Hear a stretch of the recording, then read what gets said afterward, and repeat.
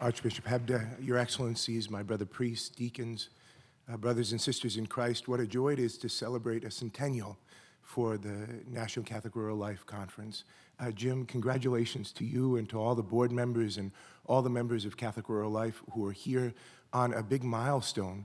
And congratulations, moreover, for the way in which your leadership has caused this organization to grow and flourish over the last handful of years.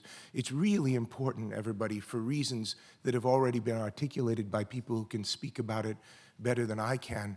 But to have an organization dedicated to these questions, which are so connected to Catholic social teaching and to the destiny of our nation, it's just really beautiful and important. So let's hear it for Jim and his team.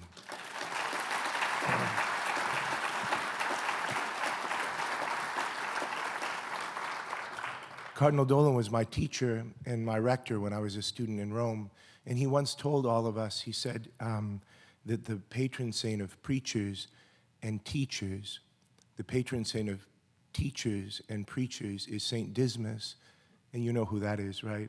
Saint Dismas was the good thief. And so I want to begin by stealing something from the best commencement. I want to begin by stealing something from the best commencement address that I've ever heard, which was actually happily, I'm not just saying this as a manner of self-promotion, at the University of Mary a week and a half ago. We had Bishop Austin Vetter of the Diocese of Helena give our commencement address this year. Bishop Vetter grew up in the same county that I grew up in, 15 miles on a farm, 15 miles from the dairy farm that I grew up on. He's the youngest of 12 children. I'm the oldest of 8. In the county in which we grew up, when we were growing up, there were 8 Catholic parishes, many of them very rural, and probably 100 dairy farms. Now there are 2 parishes, and I think there's 1 dairy farm left of all of them. In any case, Bishop Vetter got up and he told this story about when he was a little boy. He said, when I was a young boy, growing up, my father gave me a pale calf, and he said to everybody, do you know what a pale calf is? This is when a calf is born and you take it away from its mom and you drink the milk and you feed the calf formula out of a pail. And if you get a pale calf from your dad, that's enough photos. Thanks so much. If you get a pale calf from your dad, then you get to raise it, and when it's 800 pounds, you can sell it and keep the money, which is a pretty good deal for a first grader. And then he proceeded to explain to the entire Civic Center in Bismarck, so we had 1,200 graduates and 10,000 other people, and he explained to all of them what a steer is. And so he said, I got this pale calf from my dad, and then it got sick. And so I tried to feed it more milk, which was a mistake. And then I kept it inside the barn, which also was a mistake. And then it died. And so I sat down on the straw in the barn and I cried. And my dad came out and he said to me, why are you crying? And I said, Dad, I tried to raise this calf and it got sick. And I tried to do everything that I could. I tried my best. And my dad said, no, you didn't. You didn't try your best. Trying your best would have been to ask me. He said, trying your best would have been to ask me. And then my dad, he said, gave me another pale calf. And so I took this pale calf and I began to feed it. And you know what? It got sick too. And so I told my dad, and he said, okay, we're going to try and nurse it back to health. And we gave it medicine, and we got it out into the fresh air. And it still died. But you know what? I didn't sit down and cry because my dad was with me in it. And that's everything I ever needed to know about God.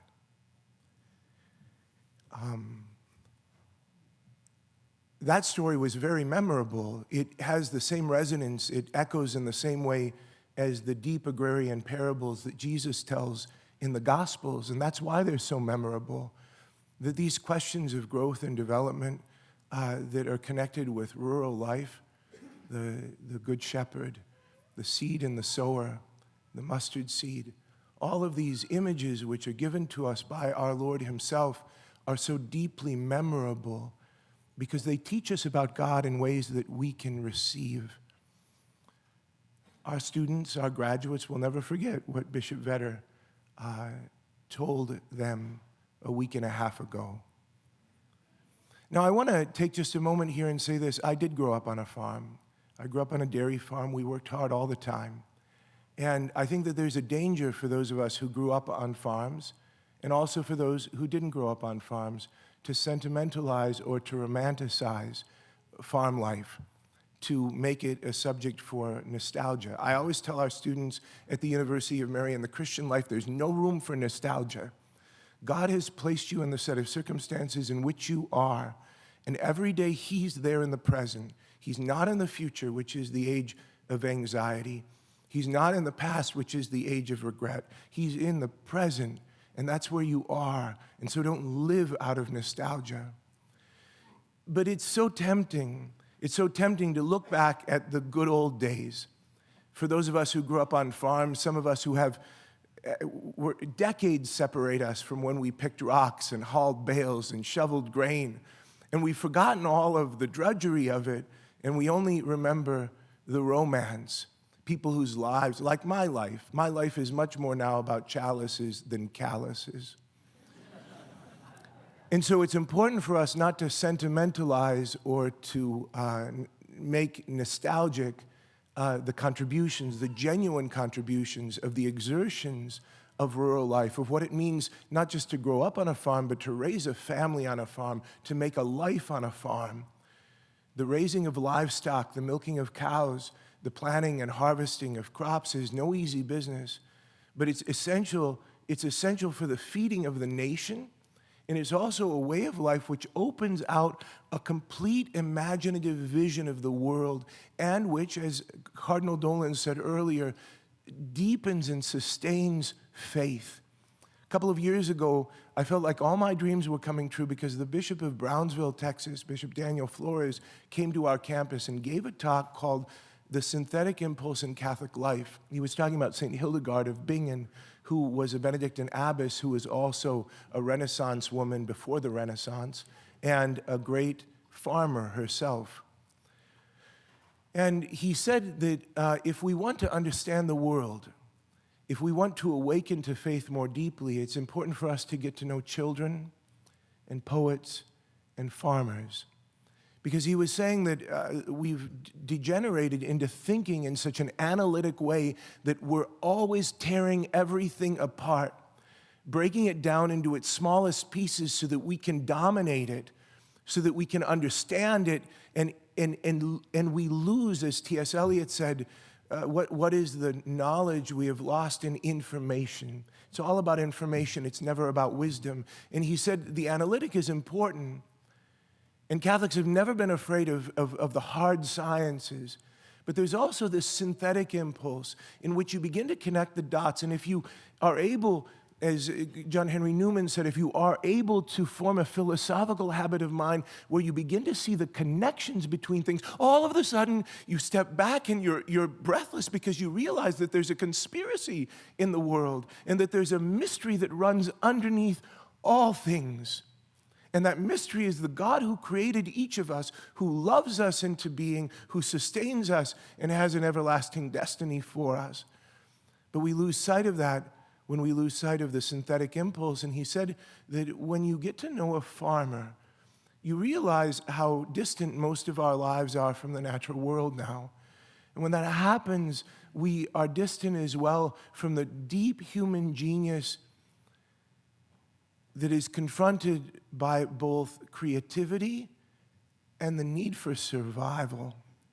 Creativity and the need for survival come together and confront us in this great question of farming. When I was a student of Cardinal Dolan, he taught a class on American Catholic Church history, and so I heard all about Archbishop Edwin V. O'Hara. I was bored as hell during his presentation. You know, he gave an oral exam, Archbishop, Forgive me in advance. He gave an oral exam at the end, as they do in Rome generally, and I got every question right except for one. Do you know the question I didn't get right? He asked me, Cardinal Dolan asked me if Archbishop Ireland was a Democrat or a Republican. And all of my sort of North Dakota prejudices came sort of flaring out, and I said, Minnesota, Democrat. Of course, it was the wrong answer. I had friends, I've never said this myself, I've never done this myself, but I have friends, they're former friends, I've shunned them because of this, but they call this state the People's Republic of Minnesota. Forgive me now, not in advance, but in the aftermath, Your Excellency.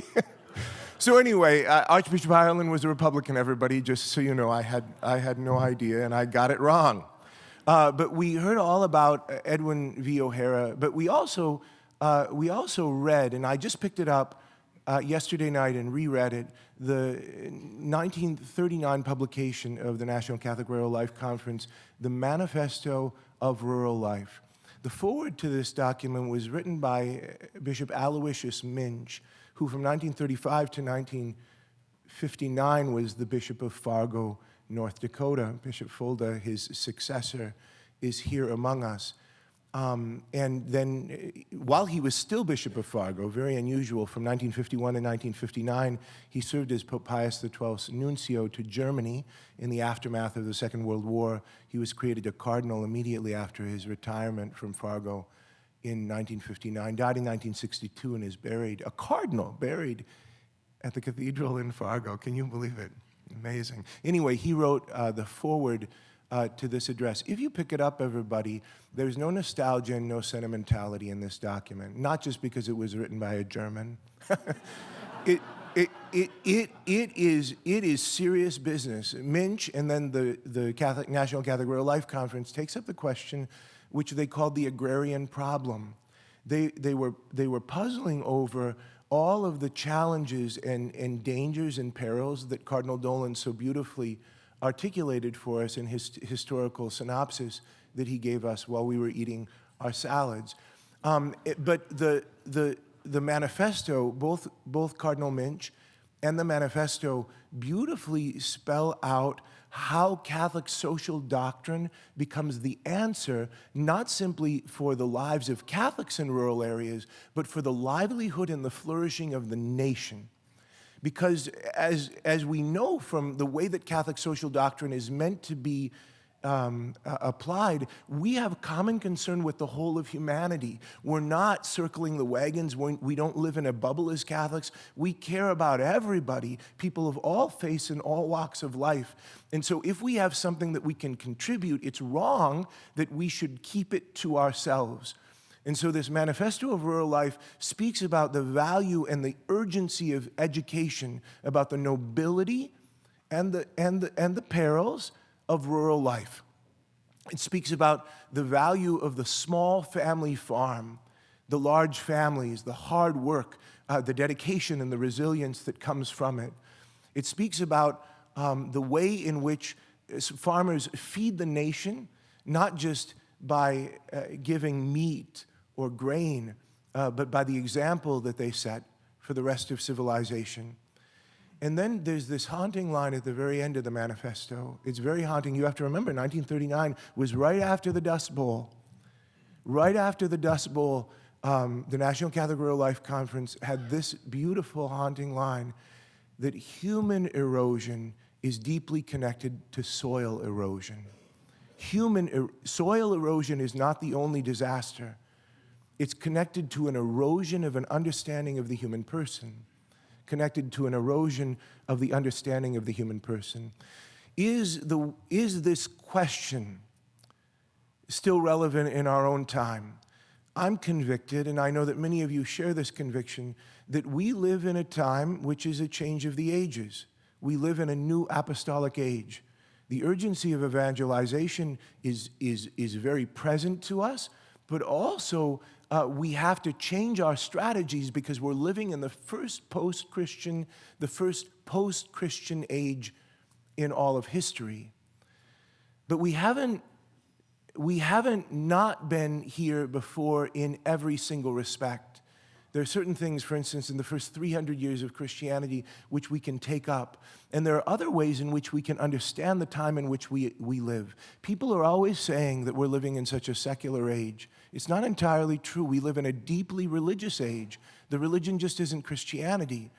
It's a religion which is a deterioration. It's a kind of Gnosticism which is different from Christianity, but which depends upon it for much of its mythic force and value. And it begins in the rejection of the doctrine of original sin, the doctrine of the fall. When you read the Manifesto of Rural Life, you see that it's such a deeply Christian and Catholic document because it spells out a magnificent vision by the grace of God that we can strive for without ever being naive about the fallenness of the human person and our need for grace and salvation every point along the way. It spells out and draws from an imaginative vision which has slipped away from the world. The Catholic imaginative vision, the Christian vision of what the world is all about, who God is, why we're here, where we're going, that imaginative vision has to be in our own time re-articulated. And do you know where it begins? Right here with us.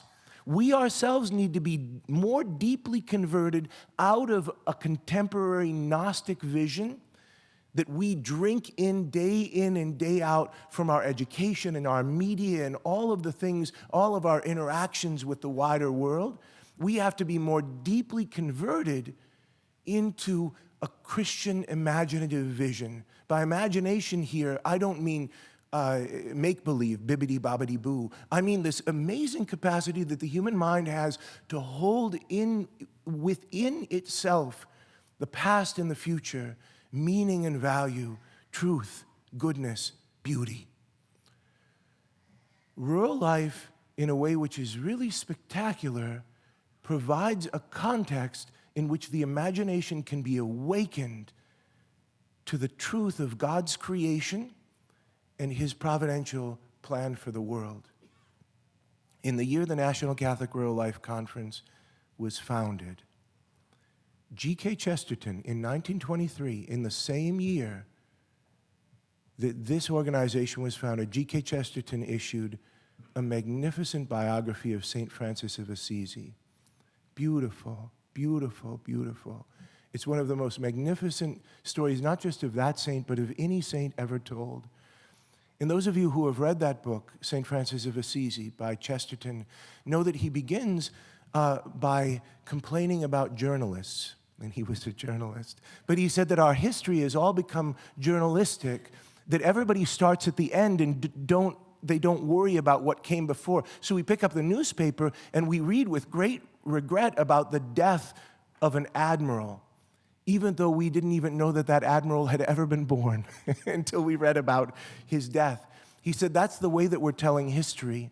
And so when we think about St. Francis of Assisi, we think of his closeness to nature. Right at the end of Mass today, we sing All Creatures of Our God and King, which is his canticle of all creatures. And we think of the Zeffirelli film, Brother, Sun, Sister, Moon, and we think, okay, he was like he was this close to being a nature worshiper.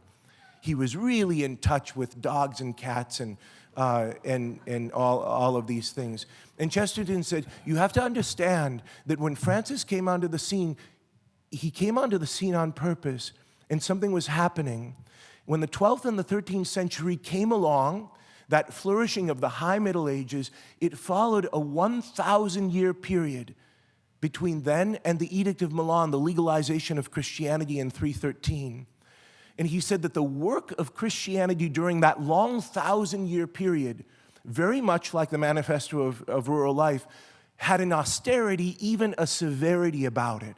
Why? Because the Greco-Roman vision of the world, the vision of the Greeks and then the Romans who built the largest and most impressive empire and civilization the world had ever known, that they were just so impressive. But they, because they didn't know the good news about original sin, had allowed their natural religious instincts to deteriorate into a kind of nature worship that then made a kind of hedonistic debauchery arise up out of the civilization, such that nobody could look at the stars anymore without seeing erotic legends from the stories of the myths, such that it was all about Bacchus and Venus. You couldn't go to a garden anymore without thinking about the demons who lived in the trees, and that it was necessary for there to be a certain austerity and severity in Christian life for that 1,000-year period to purify, to purge the world and the imagination, the cultural imagination of the people of this error that the Romans and the Greeks had made. And so the first monks, for instance, went out into the desert, which was the most severe part of nature, where they wouldn't be tempted by beauty, but where they could do battle with the devil. And then the Benedictine monks went all over Europe during what's called the Dark Ages, although they weren't so dark. And what did they do? They put land under the plow. They copied books, but they also put land under the plow. They taught the arts of agriculture and husbandry, the care of animals. And slowly but surely, Chesterton says, all kinds of things began to happen. He says slavery began to melt away, although the full effect and abolishment of it wouldn't happen until later. He said, look at the reforms of Gregory VII, that great Benedictine pope. And he said then finally, the time had come when the beauty of the natural world once again could be celebrated in a full-throated way without being tempted to pagan nature worship. And he said, when that moment came, there appeared suddenly on the hillside a small figure in a brown tunic with his arms raised to the heavens and a burst of bird song around his head, and the dawn rising just behind his body. And that was St. Francis of Assisi. That there's a kind of imaginative power to living close to the land. Can I tell you about it in a less poetic way?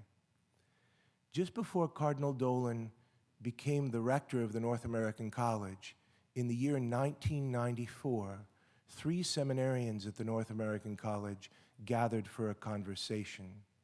One of them was from Bismarck, and it was not me because I'm not that old. One of them was from Bismarck, one of them was from La Crosse, and one of them was a city kid from Connecticut. And they were talking about the pro-life movement. And one of the farm kids said, you know, I think that one of the reasons that people have such a hard time seeing how terrible the taking of an unborn human life is because so few people now grow up on farms, and they've never butchered an animal. They've never seen the bloodshed. They've never killed a chicken. And so when you see how graphic and brutal the world can be, when you see blood and gore straight up as part of your life growing up, then you begin to cherish life in a whole nother way. And this city kid from Connecticut, he said, that's right. I'm not pro-life enough because I've never killed a chicken. And the guy from Bismarck and the guy from La Crosse said, we can help. And so one of them got on their motorino and went out to the outskirts of the city, and they got a chicken. And they came, and if you've ever been in the North American College in Rome, up on the rooftop, there's a huge terrace overlooking the whole of the city. It's very beautiful. And so they got ready, and they got everything together. And the guy from Bismarck held the chicken tight. And the guy from Connecticut hacked off his head. But the seminarian from Bismarck, when he was 14 years old, had lost his thumb in a PTO shaft. And so because he had lost his thumb, he didn't have full control over the chicken. And the chicken got out, and he was able to hold this wing, but not this wing. And the chicken made a complete, perfect circle of blood.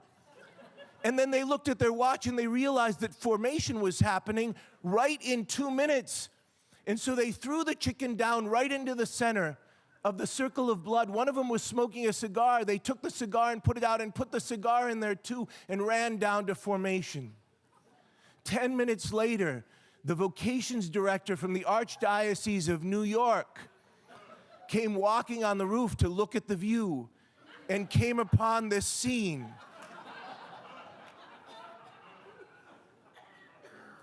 And the very next morning, Edwin O'Brien, who later became a cardinal but was rector at that time, received a call from John Cardinal O'Connor of New York, and he said, "What in the hell is happening at the North American College in Rome that you have devil worship and chicken sacrifice happening on the roof of the seminary?" And those farm kids have never been able to get over their pride in respect to that. Not only that, in the conversation, they said, if we want to build a culture of life, we need a deeper culture of farming. And they're very proud of that because the next year in 1995, John Paul II released the encyclical Evangelium Vitae, where he coined the phrase, the culture of life, but they claim that they did it first. Connected to the killing of a chicken. Everybody, rural life does awaken and quicken the imagination. It does connect us to both creativity and to survival.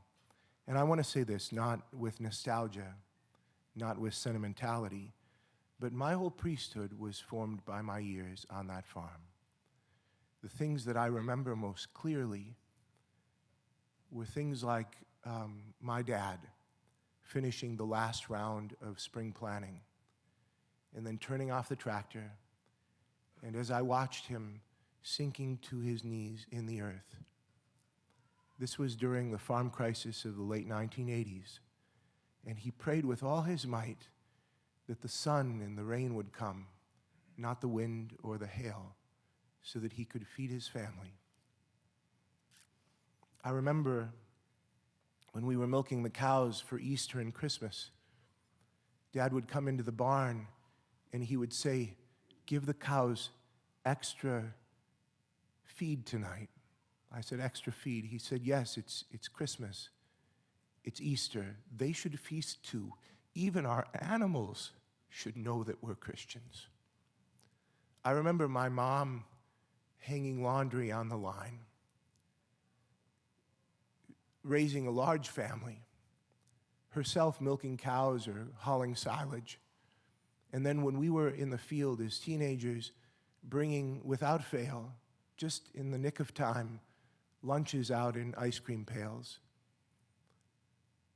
And I remember when my younger brother, the seventh of the sons that my parents were raising, when my younger brother was killed in a farm accident, how the world stopped turning for us, and yet how it couldn't stay still.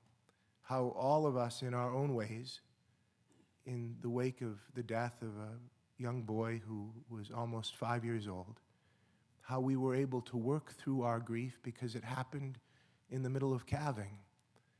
And when the cows are calving, you can't stop. And the crops still needed to be planted, and the cows still needed to be milked. But that saved us. Those rhythms of country life infused meaning even into the deepest sorrow, even as they conveyed the most profound kinds of joy. And one of my strongest memories is this. I learned to drive a tractor when I was 7. And it was a 420 John Deere, just a very small tractor. And we would use it with a 2-row corn cultivator that was very complicated to get on. Only very poor families cultivated corn 2 rows at a time.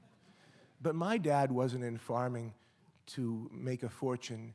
He was trying to keep his boys out of prison. And so I would cultivate the corn, and it went so slowly, 2 rows at a time, that by the time I finished the whole corn crop, there were weeds growing in the first row again. And I would cultivate all summer until at least the 4th of July, when I would pray with all my might, that it would be at least knee-high by the 4th of July, so that I wouldn't have to cultivate it anymore, because by then the corn was strong enough to outgrow any weeds. And you know, my whole life as an educator has just been that. The cultivation of young minds and hearts, that's what it's about. I tell our students, they laugh, but they're only pretending. I tell them, you know, you have a lot of thoughts in your mind, and you have a lot of desires in your heart. Not all thoughts are good thoughts. Not all desires are good desires.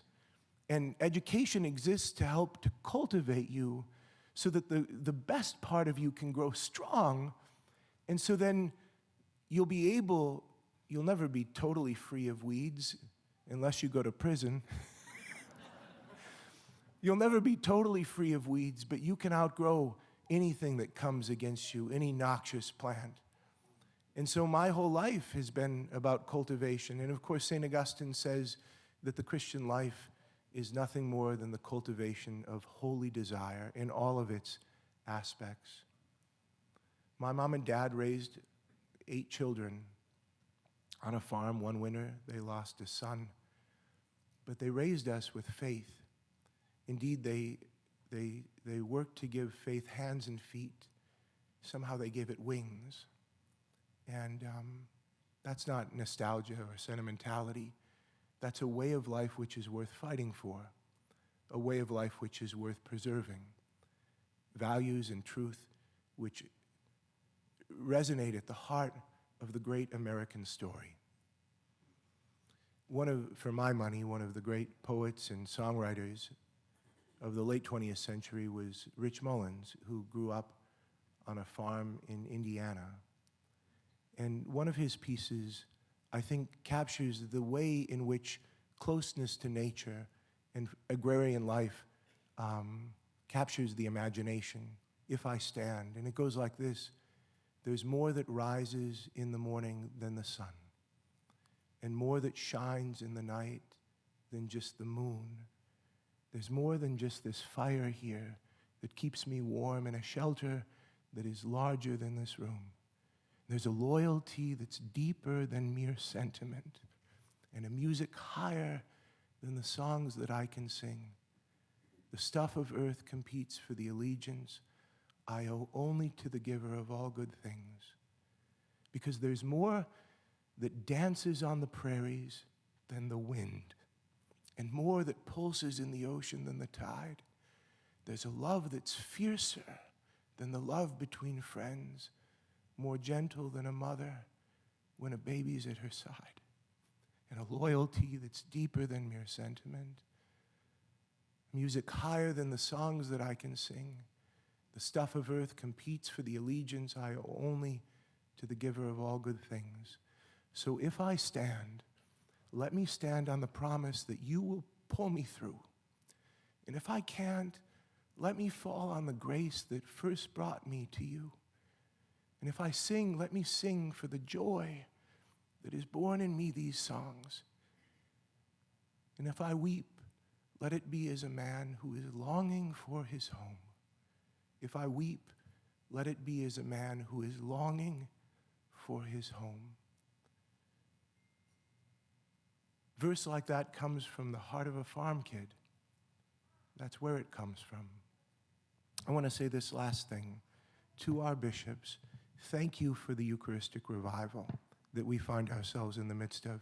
Thank you for the Eucharistic revival.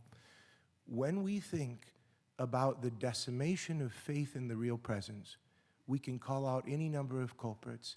We can complain about a lack of clarity in teaching. We can complain about a lack of reverence and worship. Any number of things we can wring our hands about. But let's just acknowledge that unless within the context of our faith We have the imaginative vision that comes to us from the world of agriculture. We'll never understand what it means for God to command us to offer to him these gifts. He doesn't ask for wild oats or berries. No, he asks for wheat and grapes, which are crops that don't simply spring up. They're cultivated and bred and grown by us through human industry in cooperation with nature. And then he doesn't even ask for the wheat or for the grapes. He asks for bread and wine, which is human creativity mingled with the gifts of the earth and the fruit which comes up from the soil. We take the gifts that God has given to us. We add our own creativity and craftsmanship to them, and then we lift them up to him, and he gives us his Son. How could we ever understand that if we didn't know how the seed grows and how the vine matures?